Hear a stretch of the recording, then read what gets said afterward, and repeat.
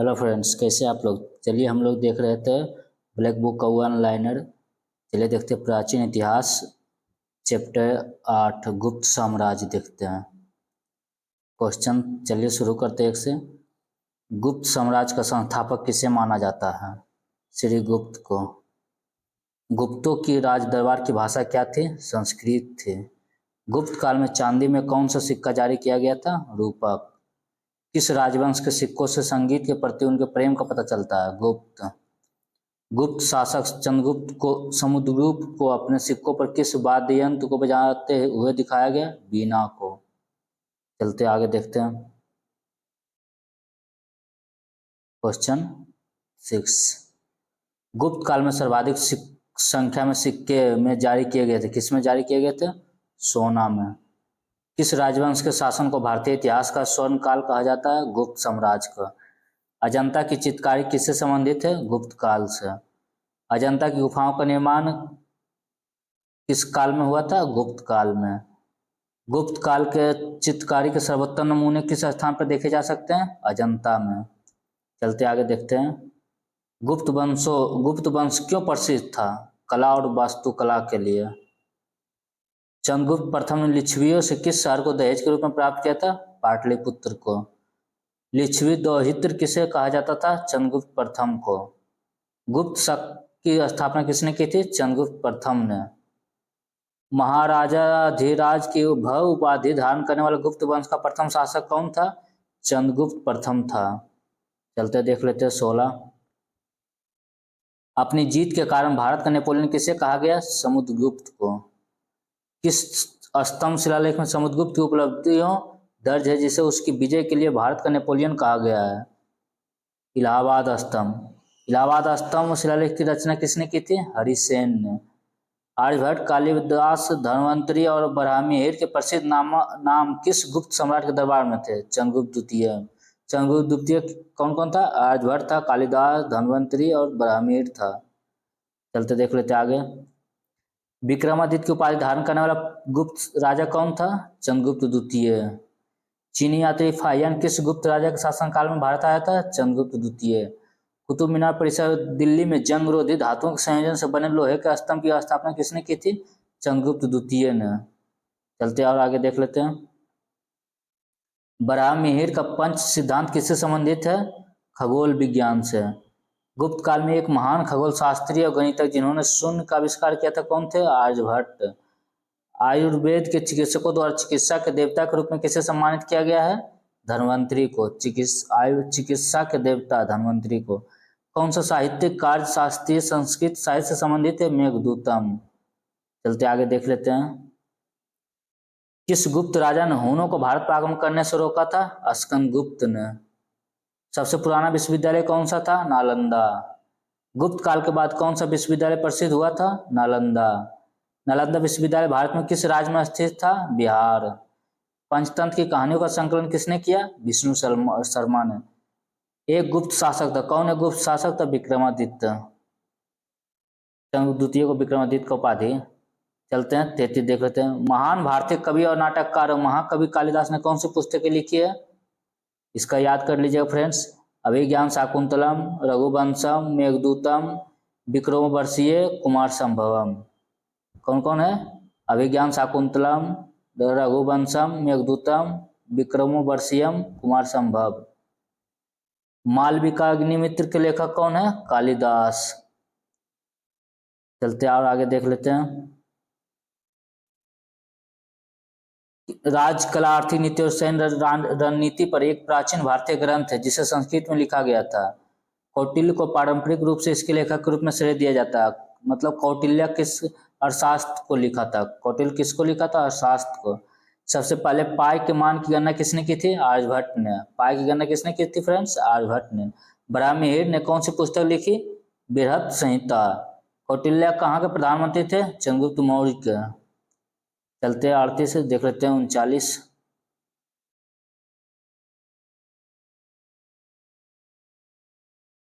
गुप्त काल के दौरान सोने के सिक्कों को क्या कहा जाता था? दिनार। कौन राजा समुद्रगुप्त के दरबारी कवि और मंत्री थे? हरिसेन। प्रसिद्ध पुस्तक मेघदूत के लेखक कौन है? कालिदास। तक्षशिला विश्वविद्यालय में राजनीति विज्ञान और अर्थशास्त्र के प्राध्यापक कौन थे? कौटिल्य। राजनीतिक विज्ञान और अर्थशास्त्र के थे। नालंदा विश्वविद्यालय महाविहार का निर्माण किसने शुरू किया? कुमारगुप्त ने। चलते और आगे देख लेते हैं। चंद्रगुप्त प्रथम का उत्तराधिकारी उसका पुत्र समुद्रगुप्त था। चंद्रगुप्त प्रथम का उत्तराधिकारी कौन था? समुद्रगुप्त था। गुप्त वंश का अंतिम मान्यता प्राप्त राजा कौन था? विष्णुगुप्त। विक्रमादित्य के दरबार में नवरत्न का हिस्सा कौन नहीं था? सूरदास। गुप्त काल में कौन सी वस्तु निर्यात योग्य नहीं थी? तीन। सुल्तानगंज बिहार में भागलपुर के पास में खोजी गई गौतम बुद्ध की विशाल प्रतिमा किस काल की है? गुप्त काल की। चलते देख लेते आगे। ब्रह्मगुप्त ने किसको संदर्भित करने के लिए कुटक्का और कुटक गणिता शब्दों का इस्तेमाल किया था? बीज गणित को। क्या? कुटक्का और कुटक्का गणिता। प्रसिद्ध गुप्त काल दशा अवतार मंदिर जिसे उत्तर भारत में पहले पंचायत मंदिरों में से एक के रूप में मान्यता प्राप्त है, कहाँ स्थित है? देवगढ़।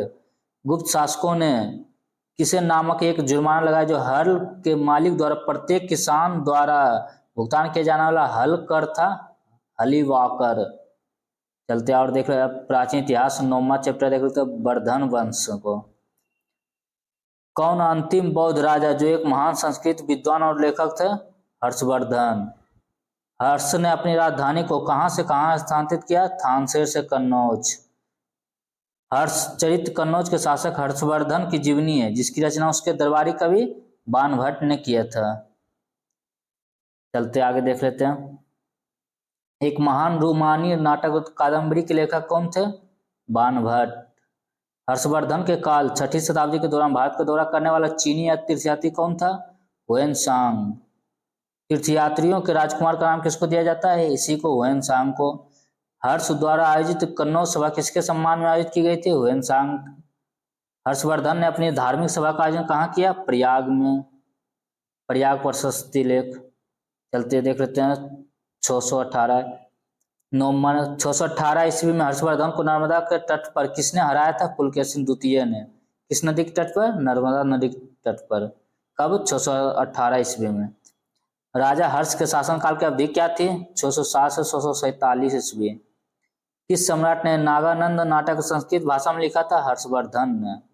नागानंद को किसने लिखा था? हर्षवर्धन ने। चीनी यात्री हुएनसांग तीर्थयात्रियों के राजकुमार के रूप में प्रतिष्ठित राजा किसके शासनकाल के दौरान भारत आया था? हर्षवर्धन के शासनकाल के दौरान। चलते आगे देख लेते हैं। 7वीं शताब्दी की शुरुआत के साथ राजा हर्षवर्धन अपने भाई किसकी मृत्यु पर थानेश्वर कन्नौज के शासन पर चढ़े? राजवर्धन। 7वीं शताब्दी में बड़े जमींदारों या योद्धाओं प्रमुखों को मौजूदा राजाओं द्वारा किसके सामंत के रूप में स्वीकार किया गया था? सामंत के रूप में स्वीकार किया गया था। चलते प्राचीन इतिहास 10 देख लेते हैं। दक्षिणी भारत के साम्राज्य। चालुक्य वंश का सबसे प्रतिष्ठित शासक कौन था? पुलकेशिन द्वितीय जिसने हर्षवर्धन को हराया था। रविकीर्ति एक जैन जिसने एहोल शिलालेख की रचना की थी उसे किसके द्वारा संरक्षण दिया गया था? पुलकेशिन द्वितीय। एहोल संरक्षण पुलकेशिन द्वितीय द्वारा दिया गया था। चलते आगे देख लेते हैं।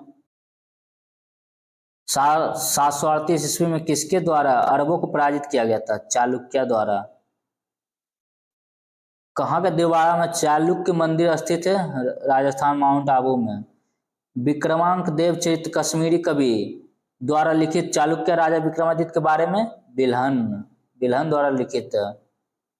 विरूपाक्ष मंदिर किसके द्वारा बनाया गया था? चालुक्यों द्वारा। विरूपाक्ष मंदिर किसके द्वारा बनाया गया था? चालुक्यों द्वारा। पल्लव वंश की राजधानी क्या थी? कांचीपुरम। पल्लव वंश की राजधानी क्या थी? कांचीपुरम। चलते और आगे देख लेते हैं। महाबलीपुरम की स्थापना किसने किया था? पल्लव ने। अब पल्लव वंश की राजधानी कांचीपुरम, अब महाबलीपुरम की स्थापना पल्लव ने किया था। किस पल्लव शासक के शासनकाल के दौरान पल्लवों और चालुक्यों के बीच लंबे समय तक चलने वाला संघर्ष शुरू हुआ? महेंद्र वर्मन प्रथम। कौन था? महेंद्र वर्मन प्रथम। महान चालुक्य राजा पुलकेशिन द्वितीय को पराजित और मारने के बाद किस पल्लव राजाओं ने बतापी कोंडा की उपाधि धारण की? नरसिंह वर्मन प्रथम। महान चालुक्य राजा पुलकेशिन द्वितीय को पराजित और मारने के बाद पराजित कर दिया था और मार दिया था। पल्लव राजाओं ने वातापी कोंडा की उपाधि धारण किया था? नरसिंह वर्मन प्रथम ने। पुलकेशिन द्वितीय यही था जो हर्षवर्धन को हराया था, और इसको कौन हराया? नरसिंह वर्मन प्रथम ने, और फिर मार दिया इसको। और किस उपाधि से धारण किया? वातापी कोंडा की उपाधि। नरसिंह वर्मन प्रथम, जिसे ममल्ला के नाम से भी जाना जाता है, क्या नाम से? ममल्ला के नाम से भी जाना जाता था। किस वंश का शासक था? पल्लव वंश का शासक था। ममल्ला के नाम से जाना जाता था नरसिंह वर्मन प्रथम। चलते देख लेते आगे। महाबलीपुरम में समुद्र के किनारे का मंदिर किस पल्लव शासक के शासनकाल में बनाया गया था? नरसिंह वर्मन प्रथम। कांची में प्रसिद्ध कैलाश मंदिर किसके द्वारा बनाया गया था? नरसिंह वर्मन द्वितीय द्वारा। कांची में कैलाश मंदिर किसके द्वारा? नरसिंह वर्मन द्वितीय द्वारा। महाबलीपुरम के पंच रथों का निर्माण किसके शासनकाल में हुआ था? पल्लव के शासनकालों में। महाबलीपुरम के 7 शिवालय किसके द्वारा संरक्षित कला के साक्षी है? पल्लव के। 5 रथों का पल्लव, 7 शिवालय पल्लव। चलते और आगे देख लेते हैं। चालुक्य शासक पुलकेशिन की हर्षवर्धन पर विजय किस वर्ष में हुई थी? 618 ईस्वी में। चलते बादामी चालुक्यों की राजधानी को बादामी में स्थानांतरित करने से पहले उनकी राजधानी कहाँ थी? ऐहोल थी। पट्टाडकल मंदिर किसके शासनकाल के दौरान बनाया गया था? चालुक्य के। दक्षिण भारत में भूमि दान करने की प्रथा किस शताब्दी के बाद बहुत आगे बढ़ गई? 8वीं शताब्दी के बाद। चलते आगे देख लेते हैं। शिलप्पाधिकारम एक तमिल महाकाव्य है जिसे किसके द्वारा लिखा गया था? इलंगो अदिगल द्वारा। प्रसिद्ध यात्री मार्को पोलो किस देश के मूल निवासी थे? इटली के। हुएन ने किसके शासनकाल के दौरान पल्लवों की राजधानी कांचीपुरम का दौरा किया था? नरसिंह वर्मन प्रथम। चालुक्य वंश का संस्थापक कौन था? पुलकेशिन प्रथम। बादामी किला 543 ईस्वी में चालुक्य वंश के किसके द्वारा निर्मित एक प्राचीन किला है? पुलकेशिन प्रथम द्वारा। चलते और देख लेते आगे।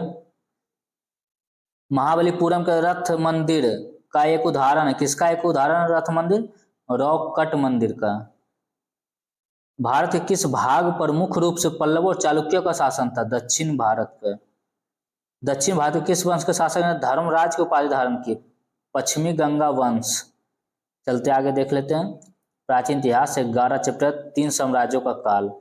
भारत के 2 महान कलाकार बीतापाल और धीमान किस वंश के थे? पाल वंश के थे। कौन था? बीतापाल और धीमान। विक्रमशिला विश्वविद्यालय की स्थापना किसके द्वारा की गई थी? धर्मपाल द्वारा। पाल वंश का शासक था। पश्चिमी भारत में चालुक्यों का उत्तराधिकारी कौन सा वंश था? राष्ट्रकूट था। चलते आगे देख लेते हैं। ये सभी इंपोर्टेंट क्वेश्चन है, सभी एग्जाम में पूछे गए फ्रेंड्स। राष्ट्रकूट वंश की स्थापना किसने की? दंती दुर्ग ने। हिरण्यगर्भ का प्रदर्शन किसने किया? दंती दुर्ग ने। कर्नाटक के राष्ट्रकूट वंश का पहला और सबसे महत्वपूर्ण राजा कौन था जिसने बादामी के चालुक्यों को हराया था? दंती दुर्ग ने। किसने हराया था बादामी के चालुक्यों को? दंती दुर्ग ने। कैलाश के प्रसिद्ध रॉक कट मंदिर कहाँ स्थित है? एलोरा में। महाराष्ट्र में कौन सी गुफा स्थित है? एलोरा गुफा। चलते और देख लेते हैं। किसकी गुफाओं में कैलाश मंदिर दुनिया का सबसे बड़ा रॉक कट स्मारक है? एलोरा। एलोरा में कैलाश मंदिर किसका उदाहरण है? रॉक कट मंदिर का। राष्ट्रकूट की प्रारंभिक राजधानी क्या थी? एलोरा। एलोरा में कैलाशनाथ मंदिर के निर्माण को किस वंश ने संरक्षण दिया था? राष्ट्रकूट ने। चलते आगे देख लेते हैं। एलोरा में ठोस चट्टान से काटे गए प्रसिद्ध कैलाश मंदिर का निर्माण किसके संरक्षण में किया गया था? राष्ट्रकूट राजा कृष्ण प्रथम। राष्ट्रकूटों का सबसे अस्थायी योगदान क्या है? पंपा, पोन्ना, राणा, कन्नड़ कविता के 3 लेखक और कैलाश मंदिर। क्या है सबसे अस्थायी योगदान? पंपा, पोन्ना, राणा, कन्नड़ कविता के 3 लेखक और कैलाश मंदिर। प्रतिहार वंश का सबसे महान राजा कौन था? मिहिर भोज था। दक्कन और आसपास के क्षेत्रों पर शासन करने वाले राष्ट्रकूट वंश का उदय किस वर्ष हुआ? 753 ईस्वी। चलते आगे देख लेते 17। मध्य प्रदेश के खजुराहो समूह के स्मारकों में किस धर्मों के मंदिर है? हिंदू और जैन दोनों का है। प्रसिद्ध खजुराहो स्मारक समूह का निर्माण किसके द्वारा किया गया था? चंदेल राजपूतों द्वारा। खजुराहो का निर्माण चंदेल द्वारा। राष्ट्रकूट वंश ने किस मंदिर का निर्माण करवाया था? कैलाश मंदिर का। प्रसिद्ध कंदरिया मंदिर कहाँ स्थित है? खजुराहो में। चलते आगे देख लेते हैं। कौन से मंदिर कामुक मूर्तियों वाली नागर शैली की स्थापित कला का प्रसिद्ध है के लिए प्रसिद्ध? खजुराहो। किसके लिए? कामुक मूर्तियों वाली नागर शैली की। बगदाद का रहने वाला अल मसूदी किसके शासनकाल में भारत आया था? महिपाल प्रथम। संस्कृत कवि राजशेखर किसके दरबार में रहते थे? महिपाल प्रथम। राजशेखर किसका दरबारी था? महिपाल का। वर्तमान भोपाल शहर का निर्माण किस प्रतिहार शासक द्वारा किया गया था? मीर भोज द्वारा। भोपाल का मीर भोज द्वारा। चलते आगे देख लेते हैं। किस प्रतिहार राजा ने परमन की उपाधि धारण की थी? परमन की उपाधि किसने धारण की थी? मीर भोज ने। पालों के पतन के बाद किस राजवंश ने बंगाल में अपना शासन स्थापित किया? सेना राजवंश ने। नोबल परंपरा किस राजवंश से संबंधित थी? नोबल परंपरा सेना राजवंश से।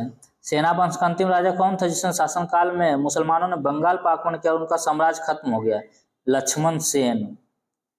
चलते हैं प्राचीन इतिहास से विविध देख लेते हैं।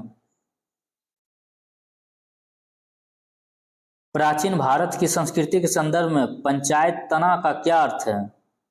मंदिर वास्तुकला की एक शैली। पंचायत तना का क्या अर्थ है? मंदिर वास्तुकला की एक शैली। 7वीं शताब्दी के दौरान राज्य व्यवस्था के संदर्भ में सामंत शब्द का अर्थ क्या है? एक मातहत शासक। लाद खान मंदिर नामक प्राचीन काल का मंदिर किस स्थल पर है? एहोल। चलते आगे देख लेते हैं।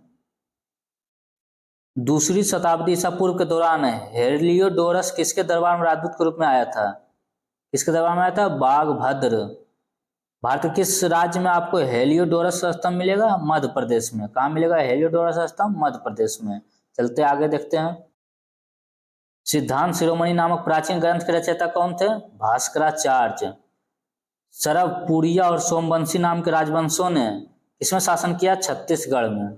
प्राचीन भारत में बाजरा की खेती का प्रमाण किस स्थल पर मिलता है? हल्लूर में।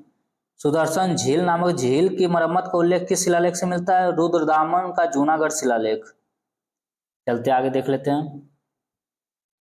किन ब्राह्मणों ने अपना पारंपरिक पेशा छोड़ दिया और कर्नाटक में सफलतापूर्वक एक राज स्थापित किया?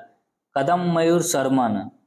निम्नलिखित में से कौन सा युग सही सुमेलित है? शूद्रक, मृच्छकटिका, कल्हण, रामचरित, हर्षचरित बाणभट्ट या फिरदौसी शाहनामा? इसका आंसर है शूद्रक मृच्छकटिका लिखा, हर्षचरित बाणभट्ट लिखा, फिरदौसी शाहनामा लिखा। चलते आगे देख लेते हैं। निम्नलिखित में से कौन प्राचीन भारत की प्रादेशिक शक्ति का हिस्सा नहीं है? कान्युकुब्ज नहीं है। 3 ऑप्शन दिया हुआ है। कौन नहीं है? कान्युकुब्ज। कोलाथुनाडु, बल्लुबनाड और थेकुमकुर भारत के किस राज्य में छोटे समय के प्राचीन साम्राज्य थे? केरल। प्रख्यात संस्कृत कवि और नाटककार कालिदास की रचना नहीं है। क्या नहीं है? किरातार्जुनीयम भारवी द्वारा लिखित है। किसने लिखा इसको? भारवी। निंगथौजा राजवंश ने किस किस तत्कालीन रियासत पर शासन किया था? मणिपुर। निम्नलिखित में से क्या प्राचीन भारत में राजाओं द्वारा अपनी स्थिति स्थापित करने के लिए किया जाने वाला एक प्रकार का बलिदान नहीं था? मुवेंदबेलम। मुवेंदबेलम नहीं था और था सब क्या था? बलिदान था। चलते हैं। किस साम्राज्य की राजधानी दक्षिण भारत में नहीं थी? पाल की नहीं थी। प्राचीन भारत के राजाओं की स्तुति में रचित शिलालेखों को क्या कहा जाता है? क्या कहा जाता है? प्रशस्ति। प्राचीन भारत में पत्थर का औजार बनाने के लिए किस तकनीक का प्रयोग किया जाता था? दबाव सलक्कन का। प्राचीन भारतीय संस्कृति के संदर्भ में शब्द नगर, बेसर और दड़बी किससे जुड़े शब्द नाम है? मंदिर वास्तुकला की शैलियां हैं। अवंती समाज की राजधानी कौन थी? उज्जैनी थी। चलते आगे देख लेते हैं। पांड्या साम्राज्य की राजधानी मदुरै के प्राचीन शहर किस नदी के किनारे मौजूद है? वैगई नदी के किनारे। प्राचीन भारत में वाकाटक वंश के संस्थापक कौन थे? विंध्य शक्ति। वाकाटक वंश के संस्थापक विंध्य शक्ति। कौन सा युग सुमेलित है? देख लेते हैं। हम्पी कर्नाटक में है, फतेहपुर सीकरी उत्तर प्रदेश में, कोणार्क उड़ीसा में है। चलते आगे देख लेते हैं। 1957-58 में डॉक्टर विष्णु वाकनकर ने गलती से किस प्रागैतिहासिक पुरातात्विक स्थल की खोज की थी? गलती से किसे की थी? भीमबेटका का। भीमबेटका गुफाएं किस राज्य में प्रागैतिहासिक शैल चित्रों के लिए प्रसिद्ध है? मध्य प्रदेश में। भीमबेटका विश्व धरोहर स्थल किसके लिए जाना जाता है? प्रागैतिहासिक चट्टान आश्रयों के लिए। चलते आगे देख लेते हैं। इनाम गांव में दफन स्थल किस नदी के किनारे है? घोड़ नदी के किनारे। पिकली हाल और उटनूर महत्वपूर्ण स्थल है किसका? नवपाषाण काल का। कोल्डिहवा नामक प्रागैतिहासिक स्थल किस राज्य में स्थित है? उत्तर प्रदेश में, चावल के लिए है। भारत का एक प्रसिद्ध जीवाश्म स्थल है जहां एक डायनासोर का पूर्ण कंकाल मिला है। डायनासोर का कंकाल कहाँ मिला? वर्धा, महाराष्ट्र में। दैमाबाद नामक ताम्रपाषाण सांस्कृतिक स्थल किस राज्य में स्थित है? दैमाबाद कहाँ? महाराष्ट्र में है। चलते आगे देख लेते हैं।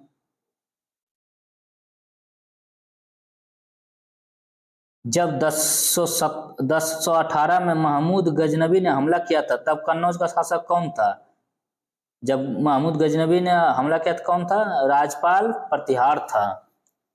1026 में प्रसिद्ध सोमनाथ मंदिर पर किसने आक्रमण किया, उसे लूटा था? महमूद गजनबी ने। 17 बार किस तुर्की शासक ने 1000 और 1026 ईस्वी के बीच भारत पर 17 बार आक्रमण किया? कितना कितना बीच? 1000 से 1026 ईस्वी के बीच 17 बार आक्रमण किया था महमूद गजनबी ने। अलबरूनी किसके साथ भारत आया था? इसी के साथ आया था, महमूद गजनबी के साथ। चलते देख लेते हैं। सुल्तान महमूद कहाँ का शासक था? गजनबी का शासक था।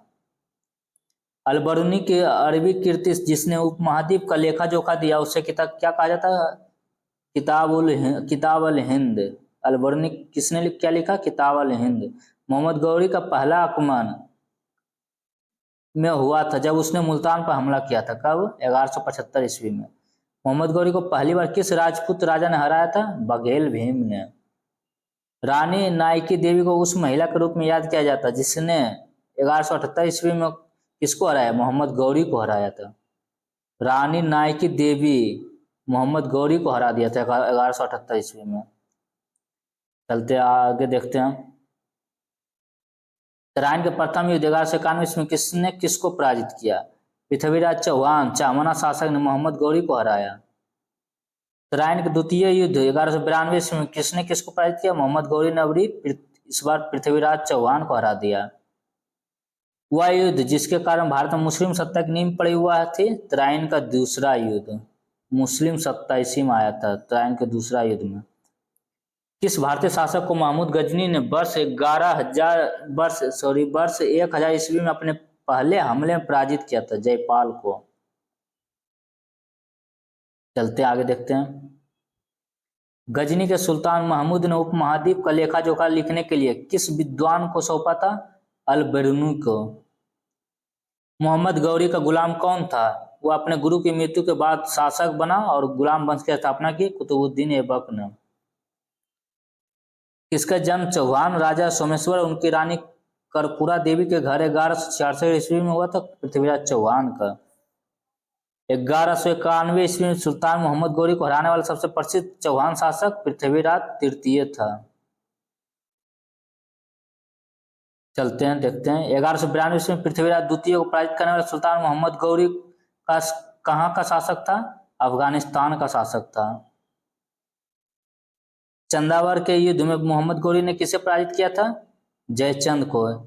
सुल्तान मोहम्मद गौरी को हराने वाले ये तो पृथ्वीराज द्वितीय को ही पृथ्वीराज चौहान कहा जाता फ्रेंड्स, ये यहाँ तो द्वितीय हो जाएगा।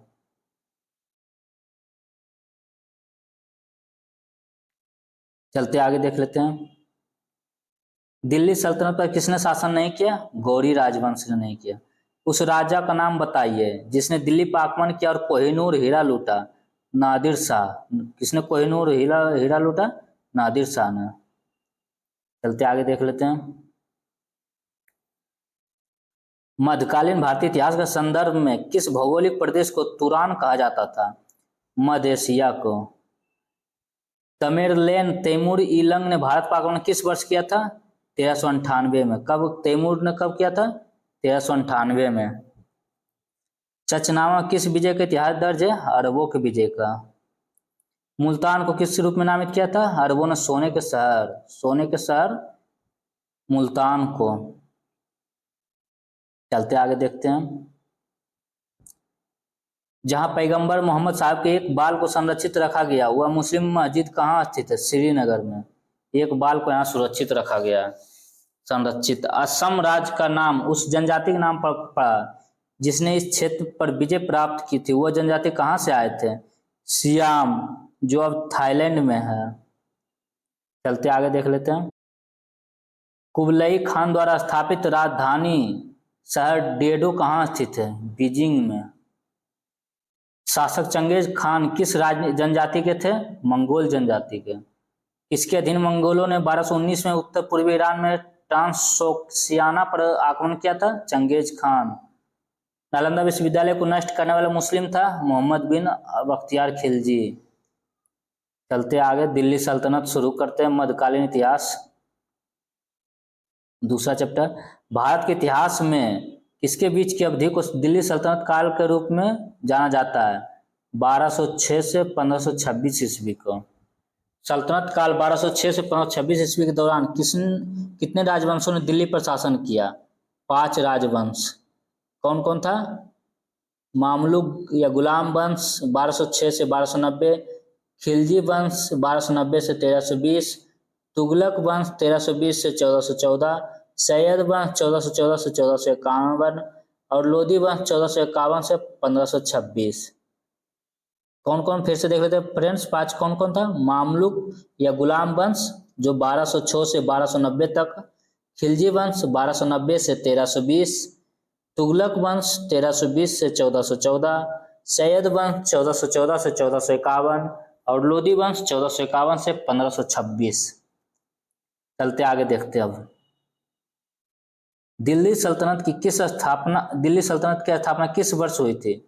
कब हुई थी? 1206 में। दिल्ली सल्तनत में राज्य और प्रशासन के संदर्भ में मुक्ति शब्द का अर्थ क्या था? मुक्ति शब्द का क्या अर्थ था? इक्ता नामक भूमि हस्तांकन का धारक। दिल्ली सल्तनत का शासन कब समाप्त हुआ? 1526 में। दिल्ली सल्तनत के दरबारी राजभाषा क्या थी? फारसी थी। याद रख लीजिए फ्रेंड, दिल्ली सल्तनत दरबारी राजभाषा क्या थी? फारसी थी। उस भाषा का नाम बताइए जिसे मध्यकालीन काल के दौरान शिविर भाषा के रूप में नामित किया गया था? उर्दू को। क्या शिविर भाषा के रूप में किसे नामित किया गया था? उर्दू को। चलते आगे देख लेते हैं। सल्तनत काल में किस कला का सर्वाधिक उत्थान हुआ था? वास्तुकला का। अजमेर की सबसे पुरानी मस्जिदों में से एक 2.5 दिन का झोपड़ा नामक मस्जिद का निर्माण किस शासक ने करवाया था? कुतुबुद्दीन ऐबक ने। भारत पर शासन करने वाला पहला मुस्लिम वंश कौन था? गुलाम वंश या मामलुक वंश जिसे कहा जाता है। चलते आगे। 1206 से 1290 तक उत्तर भारत पर शासन करने वाले गुलाम वंश की स्थापना किसने की थी? कुतुबुद्दीन ऐबक ने। गुलाम वंश की स्थापना कुतुबुद्दीन ऐबक। 1206 से 1290, मामलुक वंश या गुलाम वंश। दिल्ली की गद्दी पर बैठने वाली पहली और एकमात्र मुस्लिम महिला रजिया बेगम। इल्तुतमिश के शासनकाल के दौरान सल्तनत की राजधानी कौन सी थी? दिल्ली थी। दिल्ली की गद्दी पर बैठने वाली प्रथम महिला रजिया सुल्तान किसकी पुत्री थी? इल्तुतमिश की पुत्री थी। रजिया सुल्तान किसकी थी फ्रेंड्स? इल्तुतमिश की पुत्री थी। चलते आगे देख लेते हैं। फकर मुदबिर जो दिल्ली के सुल्तान इल्तुतमिश का समकालीन था, एक प्रसिद्ध क्या था? इतिहासकार था। 1236 में सुल्तान इल्तुतमिश की पुत्री रजिया सुल्तान बनी। महारानी रजिया सुल्तान को किस किले में कैदी की तरह रखा गया था जब वह अपने विद्रोही जनरल मलिक इख्तियार उद्दीन अल्तुनिया से हार गई थी? किला मुबारक। कुतुब मीनार का नाम सूफी संत किसके नाम पर रखा गया था? ख्वाजा कुतुबुद्दीन बख्तियार काकी नाम पर। शेख ख्वाजा कुतुबुद्दीन बख्तियार काकी की दरगाह कहाँ स्थित है? दिल्ली में। इल्तुतमिश के शासनकाल के दौरान सैन्य सेवा के लिए विशेष दास खरीदे गए जिन्हें किस नाम से जाना जाता है? बंदन। चलते आगे देख लेते हैं। किस दिल्ली सुल्तान ने अपने जन्म को महान जन्म बताने के लिए प्राचीन योद्धा अफरासियाब के वंश का पता लगाया? अफरासियाब वंश का पता किसने लगाया था? बलबन ने। दिल्ली के किस सुल्तान ने रक्त और लौह की नीति अपनाई? रक्त और लौह की नीति बलबन ने। दिल्ली सल्तनत का रक्षक किसे माना जाता है? गयासुद्दीन बलबन को। पहला सुल्तान जिसने खलीफा से अलंकरण का पत्र का अनुरोध किया और प्राप्त किया वह कौन था? इल्तुतमिश था। चलते आगे देखते हैं। नियमित मुद्रा जारी करने और दिल्ली को अपने साम्राज्य की राजधानी घोषित करने वाला दिल्ली का पहला सुल्तान कौन था? इल्तुतमिश। कुतुब मीनार का निर्माण किस प्रसिद्ध शासक ने करवाया था? इल्तुतमिश ने। किस सुल्तान को खलीफा से सम्मानीय लवादा मिला? Robe of honour Iltutmish. चांदी का सिक्का टका किसके द्वारा पेश किया गया? इल्तुतमिश द्वारा। चलते आगे देख लेते हैं। दिल्ली के सुल्तान का पद संभालने से पहले बलबन सुल्तान किसके प्रधानमंत्री थे? नसीर उद्दीन का। इल्तुतमिश ने शिक्षा का एक केंद्र कहाँ स्थापित किया था? पटना में। दिल्ली के पहले शासक थे कौन थे? कुतुबुद्दीन ऐबक थे। लाहौर में चौगान पोलो खेलते समय घोड़े से अचानक गिरने से दिल्ली के किस सुल्तान की मृत्यु हुई? कुतुबुद्दीन ऐबक की, चौगान खेलते हुए।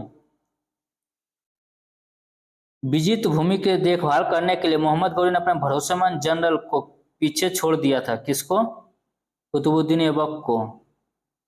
कुब्बत उल इस्लाम मस्जिद का निर्माण किसने करवाया था? कुब्बत उल इस्लाम मस्जिद का निर्माण कुतुबुद्दीन ऐबक ने। लाख बख्श शासक को किसको दी गई एक उपाधि थी? कुतुबुद्दीन ऐबक को लाख बख्श भी कहा जाता था। दिल्ली का कुतुब मीनार का निर्माण किस शताब्दी में हुआ था? दूसवीं और 13वीं शताब्दी में। चलते हैं और देख लेते आगे। चंगेज खान के अधीन मंगोलों ने किसके शासनकाल में भारत पर आक्रमण किया? किसके शासनकाल में भारत पर आक्रमण किया था? ये इल्तुतमिश के शासनकाल में। अमीर खुसरो किसके क्या थे? अमीर खुसरो एक कवि थे। भारत का तोता किसे कहा जाता था? अमीर खुसरो को। भारत का तोता अमीर खुसरो को। किसने इंद्रप्रस्थ माता या चतुर्दंडी संप्रदाय नामक संगीत शास्त्र की एक नई प्रणाली बनाई? अमीर खुसरो ने। सल्तनत की सबसे बड़ी अस्थायी सेना जिसे सीधे राज्य द्वारा भुगतान किया जाता था किसके द्वारा बनाई गई? अलाउद्दीन खिलजी द्वारा। चलते आगे देख लेते हैं। वह सुल्तान जिसने खुद को दूसरा सिकंदर सनी बताया हुआ था अलाउद्दीन खिलजी था। दक्षिण भारत पर विजय का प्रयास करने वाला दिल्ली का पहला सुल्तान कौन था? अलाउद्दीन खिलजी था। दिल्ली का कौन सा सुल्तान दक्षिण भारत में सैन्य अभियान शुरू करने वाला पहला सुल्तान था? अलाउद्दीन खिलजी था। बाजार विनिमय प्रणाली किसके द्वारा शुरू की गई? अलाउद्दीन खिलजी। याद रख लीजिएगा, बाजार विनिमय प्रणाली। चलते हैं 46 देख लेते हैं। दिल्ली के सिंहासन पर बैठने के लिए किस खिलजी शासक ने अपने ससुर का हत्या कर दिया था? अलाउद्दीन खिलजी ने कर दिया था। सीरी दिल्ली का दूसरा शहर का निर्माण किसके द्वारा करवाया गया था? सीरी का दिल्ली का दूसरा शहर अलाउद्दीन खिलजी का द्वारा। अलाई दरवाजा दिल्ली में कुब्बत उल इस्लाम मस्जिद का दक्षिणी प्रवेश द्वार का निर्माण किसने करवाया था? अलाउद्दीन खिलजी ने। दक्षिणी प्रवेश द्वार का किसने करवाया था? अलाउद्दीन खिलजी ने। अलाउद्दीन खिलजी ने मालवा मध्य प्रदेश पर किस वर्ष कब्जा किया था? 1305 ईस्वी में। चलते हैं देख लेते हैं आगे।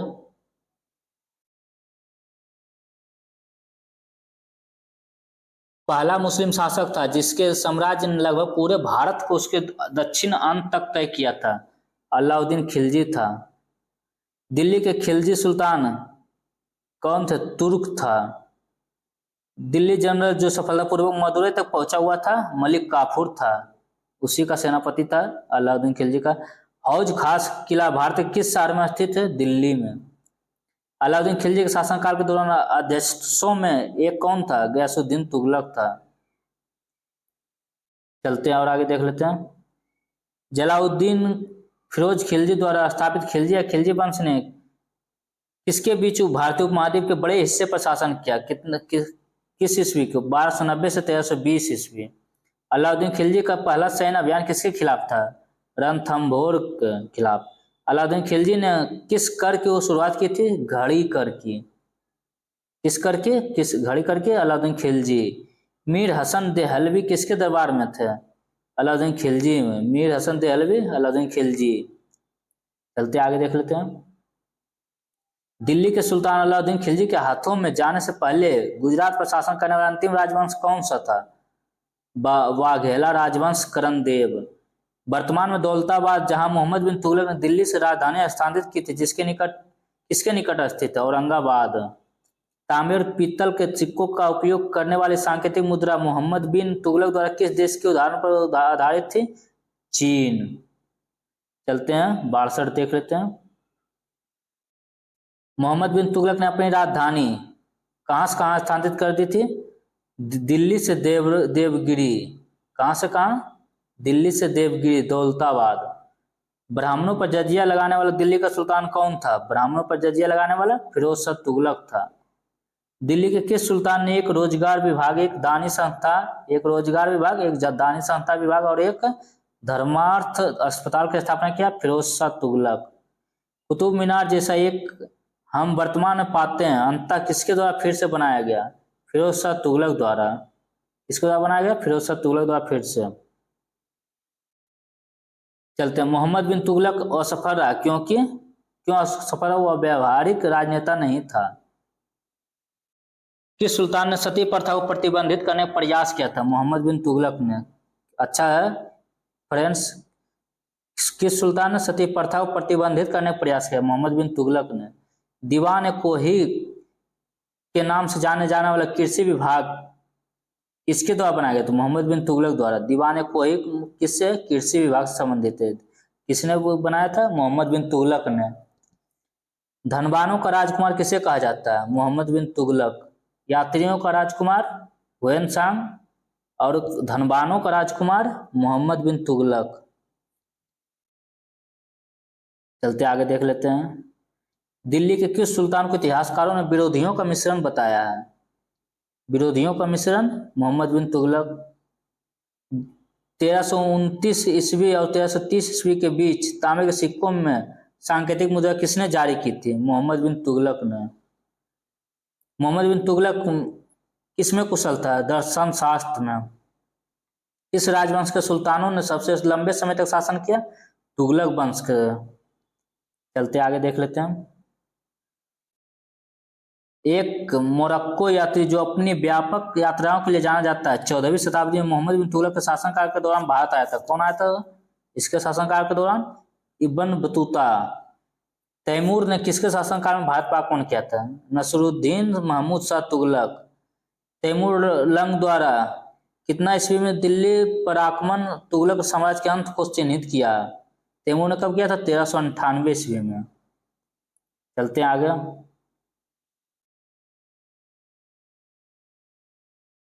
दिल्ली सल्तनत के किस सुल्तान ने अपनी राजधानी दिल्ली से आगरा स्थानांतरित की थी? तुगलक को। तुगलक वंश के बाद भारत में कौन सा राजवंश सत्ता में आया था? सैयद वंश।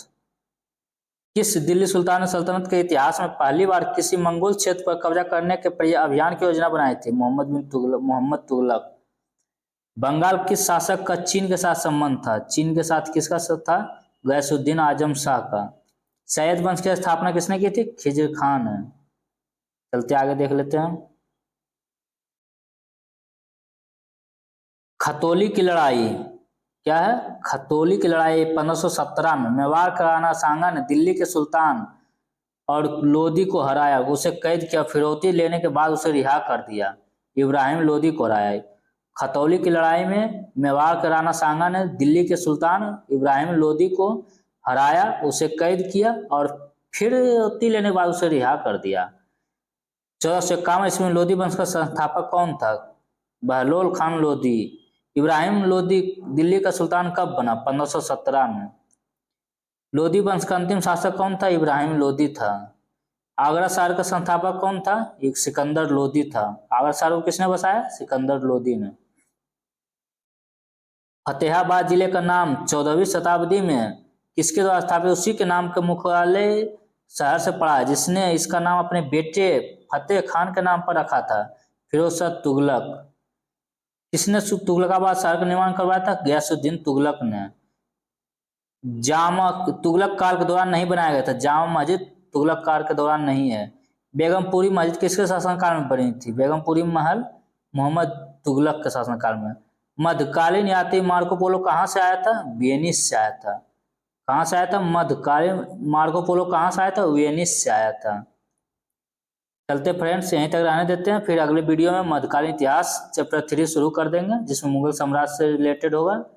तब तक के लिए जय हिंद।